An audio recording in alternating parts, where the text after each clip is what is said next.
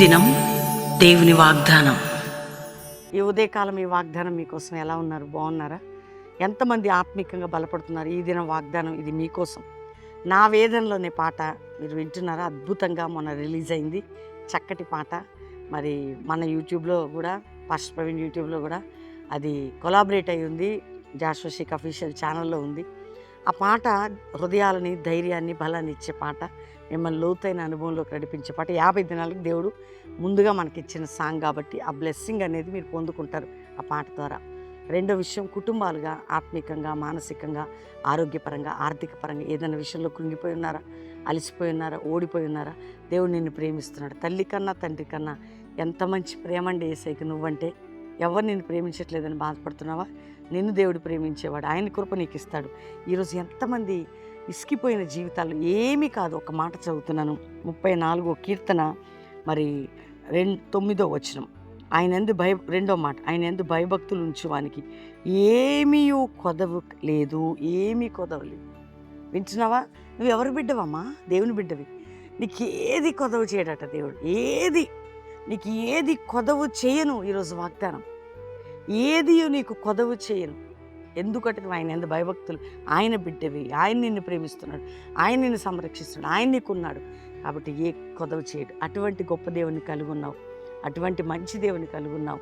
నీ ఇంటి విషయంలో, కుటుంబ విషయంలో, ఆర్థిక ఏ తక్కువ చేయను నేను నిన్ను ఆశీర్వదిస్తా అని వాగ్దానం చేస్తున్న గొప్ప దేవుడు. ఈరోజు నమ్ము ఈ మాట. నాకేం తక్కువ చేయడు, నాకేం తక్కువ చేయడని 10 సార్లు అనుకో. సైతాను సిగ్గుపడి పారిపోతాడు. ఓకేనా?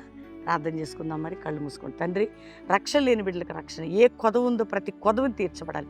అప్పుల బాధ, ఆర్థిక బాధ, కోర్టు కేసులు, గర్భఫలం లేని, ఉద్యోగం, వ్యాపారం అన్నిటి నుండి విడిపించి అద్భుతం చేసి ఆర్థికంగా, మానసికంగా, కుటుంబపరంగా, ఆరోగ్యపరంగా అన్ని విధాల దీవెన కలుగునుగాక, శుభములు కలుగునుగాక అని బ్లెస్ చేస్తున్నాం. కొదవలేని దీవెన నాయన, ఆత్మీయ దీవెన, ఆరోగ్య దీవెన, ఆర్థిక దీవెన, మానసిక దీవెన ప్రతిదీ పొందుకున్నట్టు కృప దయచేయమని నాయన. ఎవరికి గర్భం లేదు గర్భాలు తెరిచి, విడిపోయిన కుటుంబాలు కట్టి, ఆత్మీయ జీవితంలో విడుదలనిచ్చి, ఆరోగ్య విషయంలో విడుదలనిచ్చి, ఒక జాషువా జనరేషన్ అపోస్తుల మినిస్ట్రీ రైజ్ చేసి, సంఘాలు, సేవకులు ఎవరు సిక్కున్నా బాగు చేసి, ప్రపంచం, భారతదేశం నీ కృప నాయన కనికరం చూపమని, ఈ వాగ్దానం వింటున్న ప్రతి బిడ్డని దీవించమని, నా వేదనలోనే పాట కూడా వింటున్న ప్రతి హృదయంలో కూడా నీ ప్రేమ వారిని, నీ కృప వారిని ఆవరించును గాకని యేసు నామములో అడుగుచున్నాం తండ్రి, ఆమెన్. ఎంతమంది మ్యారేజ్ డే, బర్త్డే జరుపుకుంటున్నారు? ఈరోజు దేవుని బ్లెస్సింగ్ మీరు పొందుకోబోతున్నారు. రెండోదిగా దేవుని బిడ్డలారు ఈ వాగ్దానం లైక్ చేసి షేర్ చేయండి, మంచి కామెంట్స్ పెట్టండి. ఆగస్టు 27 50 దినాల ఉపవాస ప్రార్థనల ప్రారంభ సభ. ఆగస్టు 27 ఉదయం 7 గంటలకి బెల్లంపల్లి. అందరు కదిలిరండి. మనం అందరం చక్కగా, ఇది 14వ సంవత్సరం, బలంగా ప్రార్థన చేద్దాం, దేవుని దీవెనలు పొందాం. అక్టోబర్ 15 ముగింపు సభ కాబట్టి దేవుని బిడ్డలారా, దేవుడు మనకిచ్చిన అవకాశాన్ని పోగొట్టుకోవద్దు. రెండవది, ఎవరైనా బైబిల్ కాలేజ్ అనుకుంటే వెంటనే బెల్లంపల్లికి వచ్చేయండి. మొన్న గ్రాడ్యుయేషన్ చూశారు, మన యూట్యూబ్ ఛానల్లో ఉంటుంది. తర్ఫీదైన బిడ్డల్ని ఎంతగా ఆత్మీకంగా దేవుడు బలపరుస్తున్నాడు. దేవుడు మీకు ఇచ్చిన అవకాశాన్ని వాడుకోండి, పాటలు వినండి, దీవించబడండి. God bless you. Praise the lord.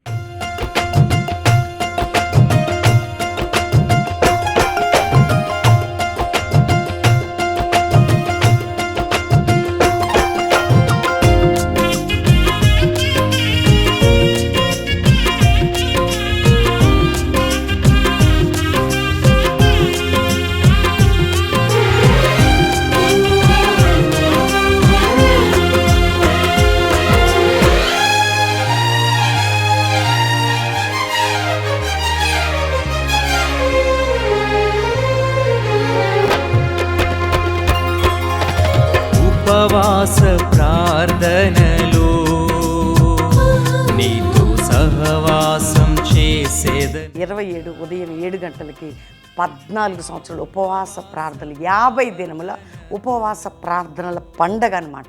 Fasting ప్రారంభ సభ అది. మీకు తెలుసు, గత 13 సంవత్సరాలు దేవుడు ఎంతో బాగా నడిపించాడు. ఇది 14th ఇయర్.